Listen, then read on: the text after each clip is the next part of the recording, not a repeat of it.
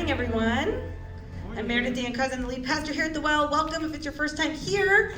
We have some Connect cards around, you'll see in the chairs, and we'd love for you to fill one of those out, bring it to our welcome area, and we've got a really cool gift to give you, and you can let us know how to pray for you. If you are watching us online or on the app, you can fill out our digital Connect card and let us know how we can be praying for you. And if you're here in person and you attend regularly, you can go ahead and fill out the digital Connect card on our app as well, and let us know if there's ways that we can be praying, if you've got questions, things like that. So, we are in our fourth week of our series of Joseph, and when my daughter Imogen was in first grade, she was about 6, and she's an incredibly imaginative child. She created an entire world of superheroes for her and her friends, and they called it Death Danger, and she created like characters for each one of them, and they had special powers and special names. She loved it so much that she even had her birthday party themed Death Danger, which was pretty tough because we're like, wait, what? This isn't a thing that's outside of your imagination, so we need to figure out what it is to get it themed this way. But she, like her friends, they played a whole game.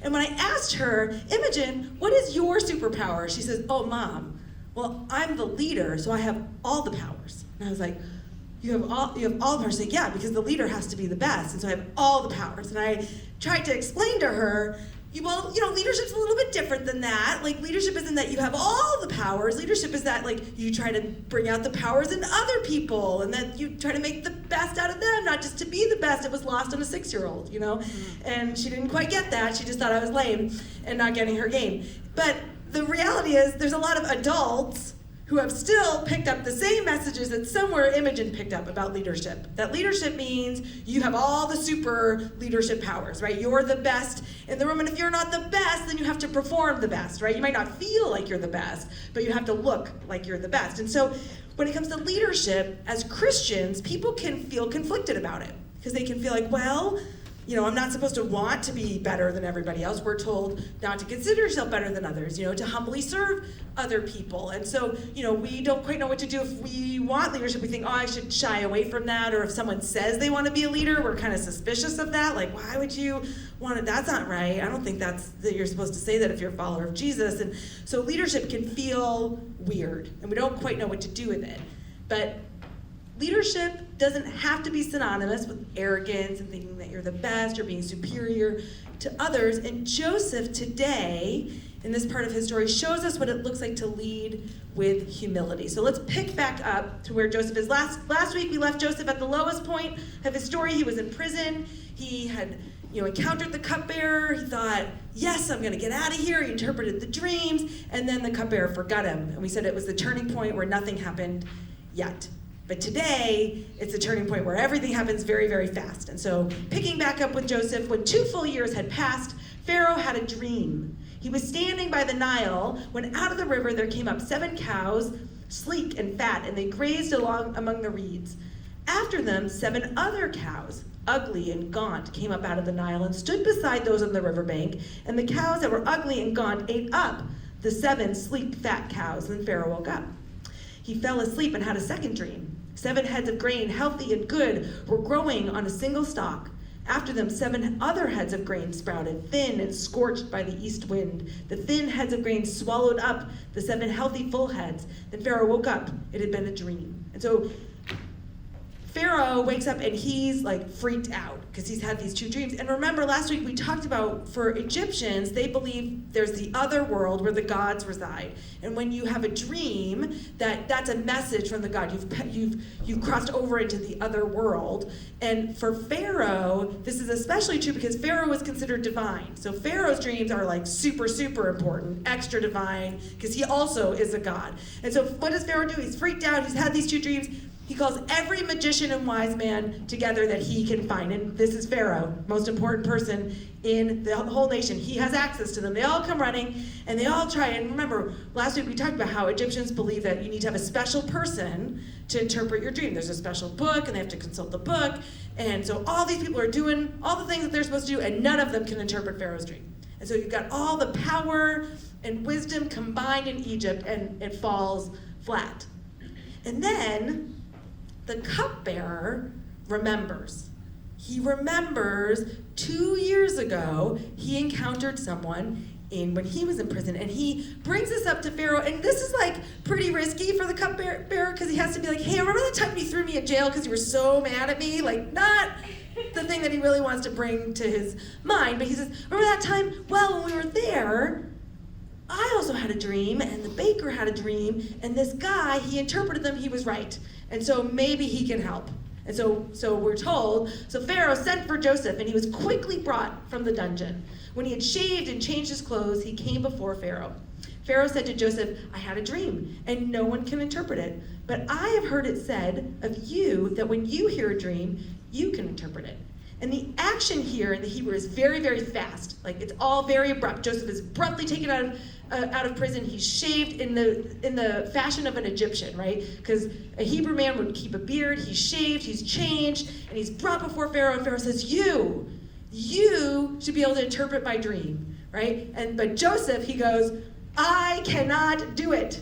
He replied to Pharaoh, but God will give Pharaoh the answer he desires. And Joseph is incredibly adamant here. He says, no, it's like he's going, no, not me. I can't do it. And at first you think Pharaoh's like, what? He says, but God will give you the answer. So Pharaoh tells him his two dreams. He adds a few details in there. We won't repeat them. And they're the same two dreams. He tells them, and then this is what Joseph says to him. Then Joseph said to Pharaoh, the dreams of Pharaoh are one and the same. God has revealed to Pharaoh what he is about to do. The 7 good cows are 7 years, and the 7 good heads of grain are 7 years. It is one and the same dream. The 7 lean and ugly cows that came up after are 7 years, and so are the 7 worthless heads of grain scorched by the east wind. They are 7 years of famine. It is just as I said to Pharaoh. God has shown Pharaoh what he is about to do. 7 years of great abundance are coming throughout the land of Egypt, but 7 years of famine will follow them. Then all the abundance in Egypt will be forgotten, and the famine will ravage the land. The abundance in the land will not be remembered, because the famine that follows will be so severe. The reason the dream was given to Pharaoh in 2 forms is that the matter has been firmly decided by God, and God will do it soon. So God has let Pharaoh in on what's about to happen. Now notice, it's not a judgment. God hasn't said, Pharaoh's really screwed up, so I'm going to give you 7 years of famine starting right now. He says, this is what's about to happen. And the reality is that in the history of Egypt, there are long years of famine that are documented throughout the history of Egypt because Egypt was so dependent on the Nile. And with the Nile, because Egypt doesn't have a lot of rain, every year the Nile would overflow during flood season, and it would bring all these nutrients into the soil, and it was dependent on that every year for the Nile to flood. Now, Pharaoh hearing that something's going to fail is really bad news for him, because as we said, Pharaoh's considered a god, right? He's divine, and one of Pharaoh's divine responsibilities is to make sure that the land goes well for everybody, to keep track of the Nile. That was part of his divine responsibility. So if the Nile starts to fail, that's going to reflect very poorly on Pharaoh. So this is not sounding good for Pharaoh, all this news. And so, he's going to be judged by that. But then Joseph does something amazing, right? So Joseph's shown him what God's about to do, told him, there's 7 great years coming, and then there's 7 very poor years coming. So Pharaoh's gotten some bad news. And then Joseph goes on to give him advice. And this is what Joseph says to Pharaoh. And now let Pharaoh look for a discerning and wise man and put him in charge of the land of Egypt. Let Pharaoh appoint commissioners over the land to take 1/5 of the harvest of Egypt during the 7 years of abundance. They should collect all the food of these good years that are coming and store up the grain under the authority of Pharaoh to be kept in the cities for food. This food should be held in reserve for the country to be used during the 7 years of famine that will come upon Egypt, so that the country may not be ruined by the famine. And so Joseph advises him to find a wise and discerning man, and those words there mean someone who can discern between things, who is perceptive, who is skillful, who can lead others, who has a great administrative mind, someone who can see a problem and figure out how to solve it and train other people how to solve it. All under the authority of Pharaoh, but that's what needs to happen. He can quickly see that if we start storing up grain now, then we might be able to make it through the famine, okay? And Pharaoh hears this plan and he thinks, great idea. That's awesome. And so Pharaoh turns to all of his advisors and he says, can we find anyone like this man in whom is the Spirit of God? And it's probably more the spirit of the gods, right? Because it's not like Pharaoh converted suddenly and believes in Joseph's God, but the spirit of the gods. And then Pharaoh said to Joseph, since God has made all this known to you, there is no one so discerning and wise as you. You shall be in charge of my palace, and all my people are to submit to your orders. Only with respect to the throne will I be greater than you. So Pharaoh said to Joseph, I hereby put you in charge of the whole land of Egypt. Then Pharaoh took his signet ring from his finger and put it on Joseph's finger. He dressed him in robes of fine linen and put a gold chain around his neck. He had him ride in a chariot as his second in command, and people shouted before him, make way! Thus he put him in charge of the whole land of Egypt. Then Pharaoh said to Joseph, I am Pharaoh, but without your word, no one will lift a hand or foot in all of Egypt. Pharaoh gave Joseph the name Zaphenath-Paneah and gave him Asenath, the daughter of Potiphar, priest of On, to be his wife. And Joseph went through the land of Egypt. And so Pharaoh, in a blink of an eye, makes him second in command. And we have records of ceremonies like these throughout Egypt, where someone who was put in command would be given a signet ring, which signifies power. To be given a gold chain is a reward for a job well done, and this parade that Joseph gets to show how important he is. So he's gone from being in prison to being at the height of power. He's gone from being robed as one who is a prisoner to now robed as Egyptian nobility. He's given a new name, and that name, most scholars think it means God speaks and lives. God speaks and lives. They're not quite sure, but that's what most people think it means. And he's given a wife, and this wife is from one of the highest noble families around, right? And her father is the head of the temple of the sun god, right? And so she's important. The line of Pharaoh would often take wives from this same nobility line. So Joseph is made like the highest of the high when it comes to being Egyptian nobility. And so he's raised up to the pinnacle of power, and then he goes about and he starts his plan. And he starts collecting grain from all the areas, and it says he collects so much that they can't even count it at some point. And then the famine hits. Just like they said, 7 years of abundance, and then the famine hits, and people are starting to get hungry, and they come to Pharaoh, and they're complaining to Pharaoh, and Pharaoh says this, the 7 years of abundance in Egypt came to an end, and the 7 years of famine began, just as Joseph had said. There was famine in all the other lands, but in the whole land of Egypt there was food. When all Egypt began to feel the famine, the people cried to Pharaoh for food.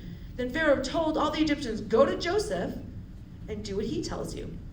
When the famine had spread over the whole country, Joseph opened all the storehouses and sold grain to the Egyptians, for the famine was severe throughout Egypt. And all the world came to Egypt to buy grain from Joseph because the famine was severe everywhere. And so we see that Joseph has enormous power in Egypt. When things go bad, Pharaoh says, go to Joseph and do what he tells you. When he said, people aren't going to lift a hand or a foot around here unless they ask you, he meant it. Right? Joseph's in charge.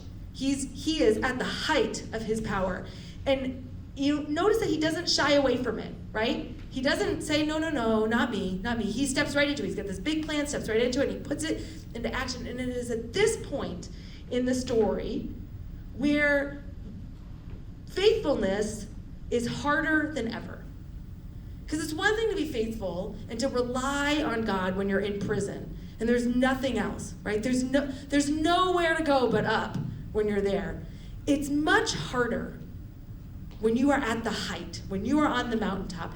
It is so much easier to just kind of slip away from your faith when everything's going well, right? Like when everything's just easy and smooth. And in this moment, we can imagine the temptation for Joseph, right? He has been at the bottom of the barrel. He knows how bad it is to be in the lowest position of society. He doesn't want to go back there. And so it would be really easy as he starts to assimilate into Egyptian culture to just kind of go into complacency or to shift his loyalty to Pharaoh, the most powerful person in the world at that time, right? To shift his loyalty to say, this is the person who rescued me. Or shift his priority to say, my priority is self-preservation. I'm not going back down. And so I'm going to make sure that things go my way. And that's the challenge with power, right? Because with power, we can begin to slip into looking out for myself, looking out for me above anyone else. I don't know what that is, but there's some sort of voice thing going on around here. So if it's yours, you might want to stop it. Oh, thanks.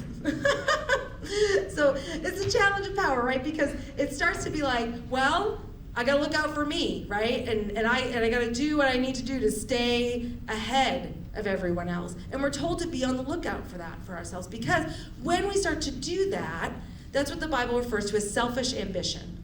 Selfish ambition. And this is what Paul says about selfish ambition. He says, do nothing out of selfish ambition or vain conceit. Rather, in humility, value others above yourselves, not looking to your own interest, but each of you to the interest of the others. And James, who was Jesus' brother, he says this, but if you harbor bitter envy and selfish ambition in your hearts, do not boast about it or deny the truth, since such wisdom does not come down from heaven, but is earthly, unspiritual, demonic. For where you have envy and selfish ambition, there you find disorder and every evil practice. But the wisdom that comes from heaven is first of all pure, then peace-loving, considerate, submissive, full of mercy and good fruit, impartial and sincere. And so this term, selfish ambition, it's a political term in the Greek, and it means to be factious.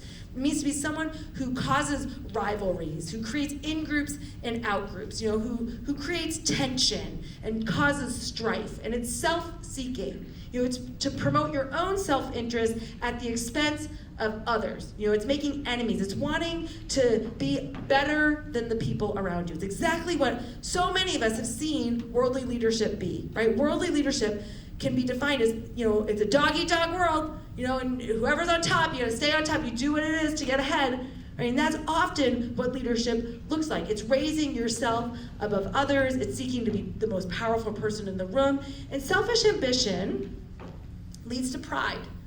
It leads to pride. And that's what most of us are so afraid of. And Joyce Myers, I love how she talks about pride. She says, pride is an independent, me-oriented spirit. It makes people arrogant, rude, and hard to get along with. When our hearts are prideful, we don't give God the credit, and we mistreat people, looking down on them and thinking we deserve what we have. Right? And that's the spirit that we don't want to have. We're told, do nothing out of selfish ambition. As a follower of Jesus, do nothing out of selfish ambition. Not some things. Nothing, right? Consider others better than yourself. Put others' needs ahead of you. And so again, we get conflicted when it comes to leadership. But here's the thing. Leadership does not have to be synonymous with selfish ambition. Leadership does not have to be synonymous with self-seeking and self-serving behavior. Jesus calls us to servant leadership. He calls us to servant leadership, where we care for others, where we use our leadership for the benefit of others. And at the heart of servant leadership is humility. And here's 3 things that I think are essential to leading in a way that is humble. The first one is to have a right opinion. The second one is to learn wherever you are. And the third is to live out holy ambition. So have a right opinion, learn wherever you are, and live out holy ambition. And while Joseph, in the beginning of our story, 13 years ago, did not have these 3 things, right? Like when he was given the position of authority and privilege by his father, he flaunted it, and he was self-serving, and he was inconsiderate and selfish. But we're going to see that over these 13 years, and he had to learn through the school of hard knocks, Joseph has gained humility. Joseph leads with humility. So let's break these down. The first one is to have a right opinion. And here's the thing about humility. It is not about having a low opinion about yourself. So often we think we don't have a high opinion of ourselves, too high of an opinion. That sometimes we have too low of opinion of ourselves, and we name that humility. But David Wilkerson says, a humble person is not one who thinks little of himself, hangs his head and says, I'm nothing. Rather, he is one who depends wholly on the Lord for everything in every circumstance. So humility is to have a right opinion of yourself. Not too high, not too low. And we see this with Joseph, right? Because when Joseph is brought before Pharaoh, put yourself in his shoes, right? He's just been in prison. Here's his shot. He had a shot 2 years ago. It didn't work out for him. So you better believe he could be tempted to be like, okay, I'm in front of the most powerful man in the world. And he's saying, you can interpret my dream. And you could bet he's probably tempted to be like, yep, I can show off, I can look really important, I can get myself out of prison, I can endear myself to Pharaoh. But notice that he doesn't do that. He is the same person in prison as he is in the palace, right? In prison, he says to the two men, not me, all interpretations belong to God, right? And in front of Pharaoh, same thing, not me, all interpretations belong to God. And so he doesn't have too high of an opinion of himself. But also, he doesn't have too low an opinion of himself. Because when Pharaoh, after he gives his plan, when Pharaoh comes to him and says, there's no one else who's wiser or more discerning than you. You're the person to do this work. He doesn't go, not me. No, just God. Not me. I'm nothing, right? He doesn't have such a low opinion of himself that he doesn't step into the role. He steps into the role. And so humility is having a right opinion of yourself, where you acknowledge that your gifts, your experience, all of that comes from God. Your very life comes from God. But God also wants you to bring all of your skills to the table to partner with him. That's what Joseph shows us. He has a right opinion of himself. And then we think the next step is to learn wherever you are. To learn wherever you are. And Joseph is given this huge role, to run all of Egypt. But Joseph has been prepared for this role. How? By running Potiphar's household as a slave, by running the prison as a prisoner. Not the two roles that he would have chosen for himself. Right? Those are not roles that he thought, I'd like to be head prisoner, of all the prisoners. That's not where he'd want to learn all the skills, but he learned where he was. Right where he was, he did the role that was in front of him. And younger people in this room, I'm talking like 30 and younger. Some of you who are over 30 probably need to hear this too, but 30 and younger, I see often you struggle with this, right? Because I'm so grateful that our society has moved to embrace younger voices. It's important that we see that people who are younger have something to bring to the table, but often younger people feel like I'm here, so I deserve a seat at the table because I exist. Like I should be at the table, and you think, well, there's something for experience.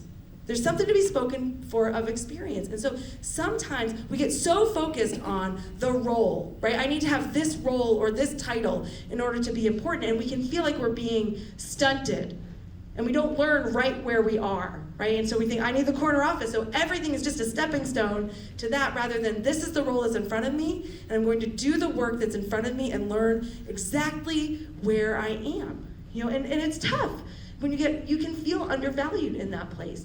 But learning right where you are, there's learning available to you right now. And so sometimes we get so focused on a role or a seat at the table that we don't learn what's in front of us. But we see that Joseph, part of humility was learning right where he is. And right where you are, there are lessons for you to learn. There are skills for you to gain. And you might not be in the seat that you want to be in, but there's still something valuable right where you are. And Barbara Brown Taylor says this of meaningful work, and I love this. She says, whatever I decided to do for a living, it was not what I did, but how I did it that mattered. God had suggested an overall purpose, but was not going to supply the particulars for me. If I wanted a life of meaning, then I was going to have to apply the purpose for myself. And here's the thing. More often than not, God is concerned about doing something in you than through you, right? God will do something through you, absolutely. And it's great for us to want to have God to do something through us, but God wants to do something in you more than anything. And so if you want your work to be meaningful, it's not a role or a title or a seat that makes your work meaningful. It's really if you make your work meaningful. If you do your work as if you are doing it for the Lord and learn everything that you have. And it doesn't mean you're going to be stuck there forever, but all of us can learn right where we are. That's part of humility. And then the third one is to live out holy ambition. And when we hear the word ambition, again, we can get like, I don't know if I'm supposed to be ambitious, right? Because we think selfish ambition. But ambition doesn't have to be selfish ambition, right? You have ambition. Every person has ambition because we're made in the image of God. Clay Scroggins has a great book called How to Lead When You're Not in Charge. And he has a great chapter in there on ambition. He defines ambition this way. He says, ambition is the strong desire we have to make something or to achieve something, or even when it takes great effort, focus, and determination, right? So you want to make something, you want to achieve something, you want to contribute to the world. You have a drive in you because you're made in the image of a creator.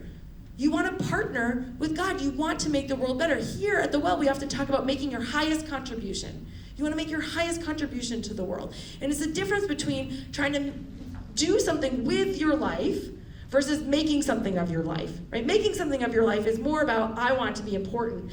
Doing something with your life is what each of us is called to do.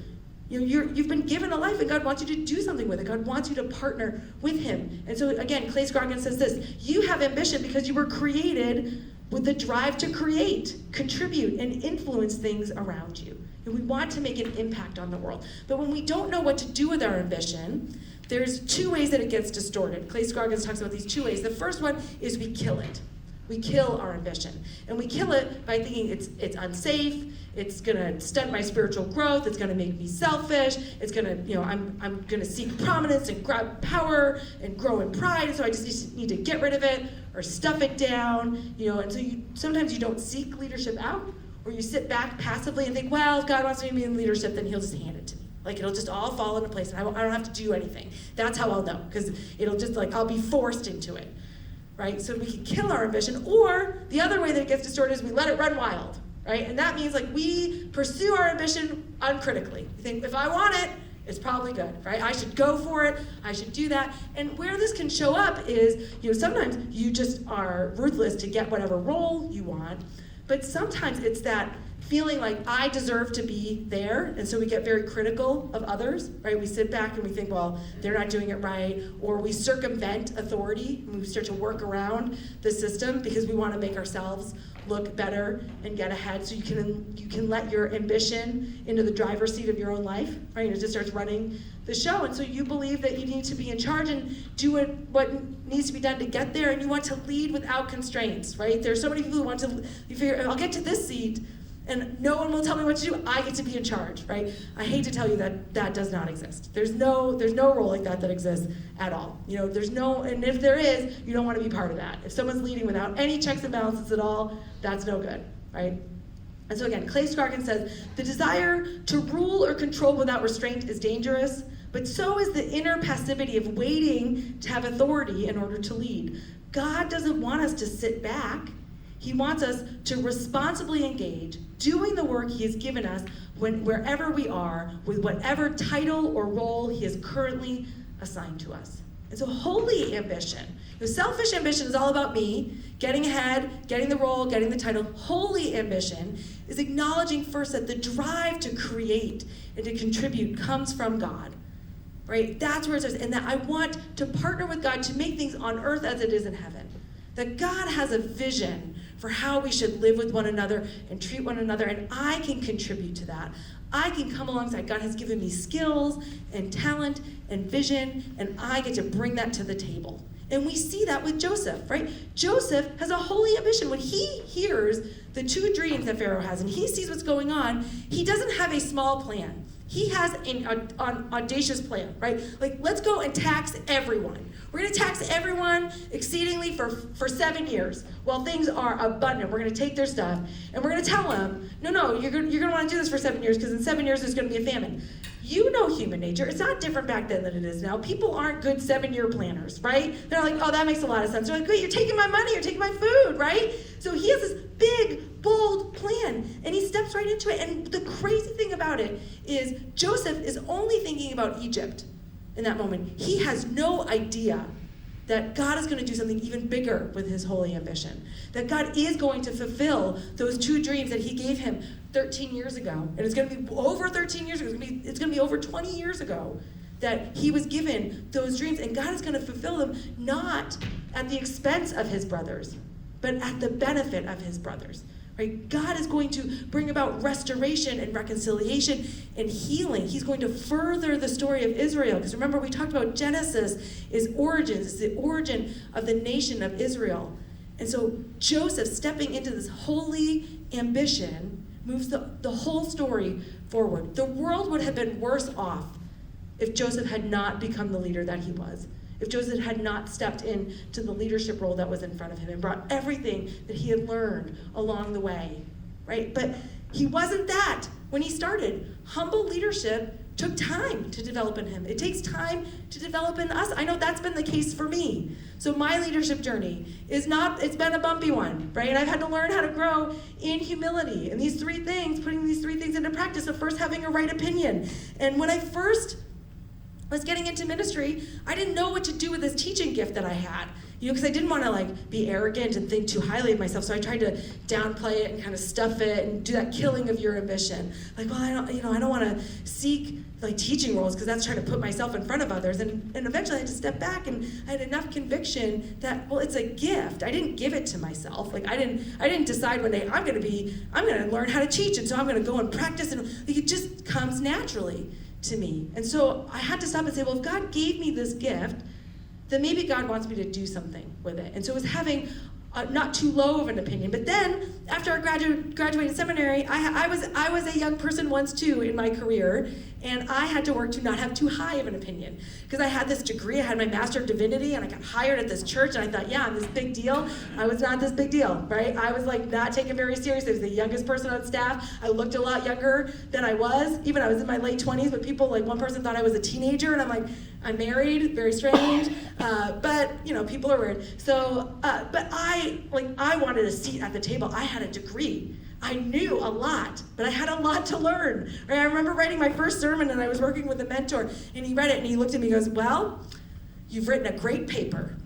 It's not a sermon, right? And I was so deflated. I don't even know how to write a sermon, right? I had to learn. I had to grow in that, And so, and in those waiting moments, where I was there were some roles where I was twiddling my thumb. When I graduated seminary and got my first job, I spent most of my time putting out tablecloths and folding bulletins. I'm I went to 4 years of grad school for this. What?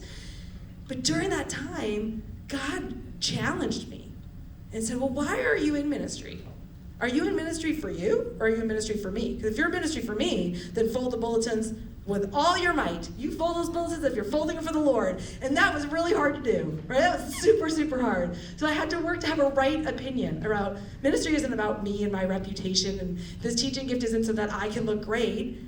It's a gift for other people. And then I had to learn wherever I was, and I've been in ministry for a long time, and I've been in a lot of different leadership structures and a lot of different roles, and I've seen the good and the bad of ministry, right? And often I felt underutilized in a lot of my roles. I started out and I have way more experience than this. And God gave me wisdom very early on in my career to pray this prayer in every role that I've been in. God, help me to learn everything you have for me while I am here. Help me to not miss any of the lessons that you want me to learn while I'm in this role. And here's something that I have learned. You can learn just as much from bad leaders as you can from good leaders, right? Larry Osborne talks about the stupid tax, and he says, don't pay the stupid tax if you don't have to, let someone else pay it for you. And I have been very fortunate to see a lot of people pay the stupid tax before I did, right? And I've seen decisions in ministry where I'm I have no authority or ability to change that, but what I can do is I can learn from it, and I can sit back and rather than just judge it and be grouchy about it and think, well, I'd do it so much better, I'd sit back and say, okay, how did they get there? What are they missing? What would I have done differently?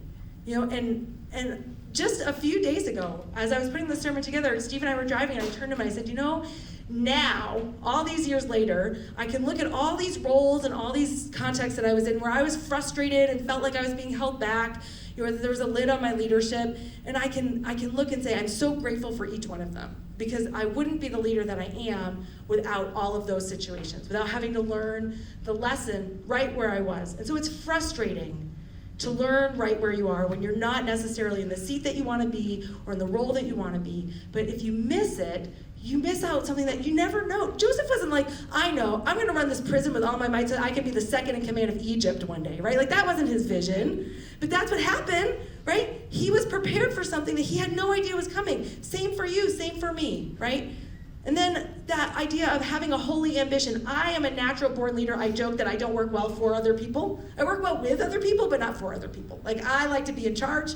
I've always liked to be in charge. I have big ideas and big vision. And so, I'm a naturally ambitious person. My husband is not a naturally ambitious person. He's, which is probably good because they were not competitive. But sometimes he's you can just chill out sometimes. You don't have to always be accomplishing something. I've learned that over the years. But I'm naturally ambitious.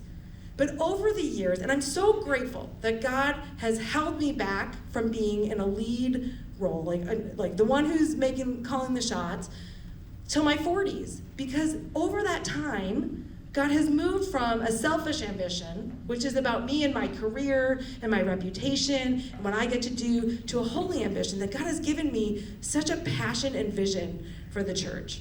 That I honestly believe, like some people talk about ministry and they'll say like, oh, run as far as you can from it if you don't have to do it. And I'm like, no, ministry's awesome. It's the best. If you want to go into ministry, you should go into ministry. It's great. You get to build systems and structures that bring people closer to God, that empower them, that build community. It's the one place, I say it over and over again, you get to come here, you don't even have to be good at anything and we'll still love you, right? You can be crazy and we'll still love you. Like, it's the one place you can be as crazy as you want. No, we're gonna help you be a little less crazy, hopefully, but like, you just get to belong because you're family here, right? And we get to build that. And God has given me over the years, this holy ambition that I am more concerned with the health of a community than my own reputation. When I was younger, I'm so conflict avoidant to my core. I don't like conflict, I like harmony. Everyone should get along, don't be weird, don't say mean things. Like, that's just the way I think people should live, but people aren't like that. And people do weird things or they misunderstand each other. And there's conflict, and in my youth, I would avoid it because I'd be too afraid that someone would think less of me or it might ruin a relationship. And now I'm way too protective of the community of God that I'm willing to let someone think a little bit less of me in order to address something that might harm a community. That's a holy ambition that God has given me, to build a community that looks different than anything else, to build a community that's built off the teachings of Jesus, that lives it out, like for real. So when we talk about Matthew 18, we don't just say it, we do it. So, like, if you come and complain to me about someone, I'm going to say to you, have you talked to that person? Because if you haven't talked to that person, why are you talking to me? Like, that's not the way that we do things around here. That's not how it works, right? And so a holy ambition is something that is so much bigger than you, that is seeing the world the way that God wants the world to be, on earth as it is in heaven. And that has been a long journey for me, and I'm not done. Growing in humility is a lifelong journey. It doesn't stop when you get to whatever role that you think you're going to be in. It keeps going. And the only way to keep it going is to keep God at the center of everything that you do. And that's what we see with Joseph. The reason why Joseph is able to lead with humility the way that he does is because he keeps God at the center. And so we're told, before the years of famine hit, when everything's going great in Egypt, Joseph has 2 sons. And we're told this, before the years of famine came, 2 sons are born to Joseph and by Asenath, daughter of Potiphar, priest of On. Joseph named his firstborn Manasseh and said, "It is because God has made me forget all my troubles and my father's household." And the second son he named Ephraim, and he said, "It is because God has made me fruitful in the land of my suffering." And so these names are incredibly telling because first, they are Hebrew names, right? Joseph looks like an Egyptian. He's been given an Egyptian name. He has an Egyptian wife. He is the head, he's the head of Egypt, right? Other than Pharaoh, he is Egyptian. But Joseph has held on to the language of his homeland, the language of his God. They are Hebrew names. And the first one is Manasseh, and it means to forget. But the irony is, if you name someone Forget, you will always remember, right? Like if I say, I'm going to forget that I stubbed my toe last week, so I name this Forget, you will always remember that you stubbed your toe last week, right? So it's not that he has forgotten and that he's like, can't remember, where am I from? It's that he has chosen to allow God to change the way he remembers. That God has changed what that story is. And so I have forgotten the way I used to see that story. And now I remember with the way that God is inviting me to see that story. And then his second son's name is Ephraim, which is to be fruitful. And notice what he says. He doesn't say, God has made me fruitful by removing me from the land of my suffering, by the land of my affliction. He says, God has made me fruitful in the land of my suffering, in the land of my affliction. And Joseph has allowed God to reframe his story. And that is how Joseph leads with humility. That Pharaoh isn't his deliverer, God is his deliverer. Pharaoh isn't the one who got him out of prison, God is the one. Pharaoh isn't his comforter, God is his comforter. Right? Even in the land of his affliction. Because he's so firmly grounded in his faith, he's learned to have a right opinion of himself. and he's learned wherever he is, whatever role he's been in, and he's held on to this holy ambition. And here's the thing. The world is desperate for leaders who lead with humility. They are desperate for it. There are so many leaders out there who lead with selfish ambition. Right? There's so many people who are just trying to get ahead, and it's a me first attitude. But those who lead in the way of Jesus, the world is desperate for your leadership. They're desperate for you to step into the role that God has for you, right? Because with Jesus, his leadership isn't about you, it's to serve others. It's to reveal God's goodness and mercy in the world. It's to live out and embody the good news. And so maybe you've struggled with your own leadership.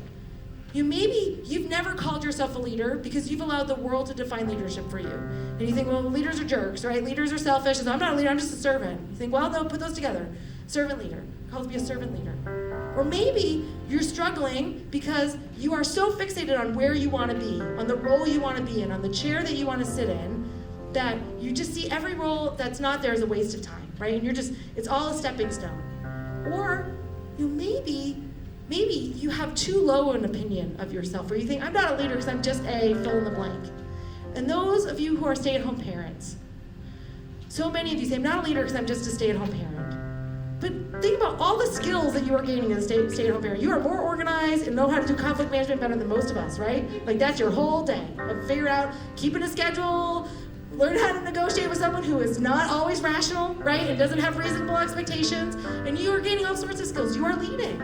Right? Where you can lead right where you are, whether you are at the top of the food chain or the bottom, whether you are a slave, a prisoner, or the second in command in Egypt, you can lead right where you are. Right? Because the world would have been worse off without Joseph and his leadership. And here's the thing, the world is not better off without your leadership. The world is not better off without your leadership. You have something to contribute. And so leadership is acknowledging that everything we have is a gift from God. Everything that you have, every skill that you have, every passion that you have, your vision can all be a gift from God. But God wants you to bring it to the table and work with him to make the world a better place. And if you don't know how to do that, we're here to help you do that. We're here to help you learn how to do that here and in the world. That's part of our call as Jesus followers, is to make a difference in the world. Not to make something of your life, but to do something with your life. Let's pray.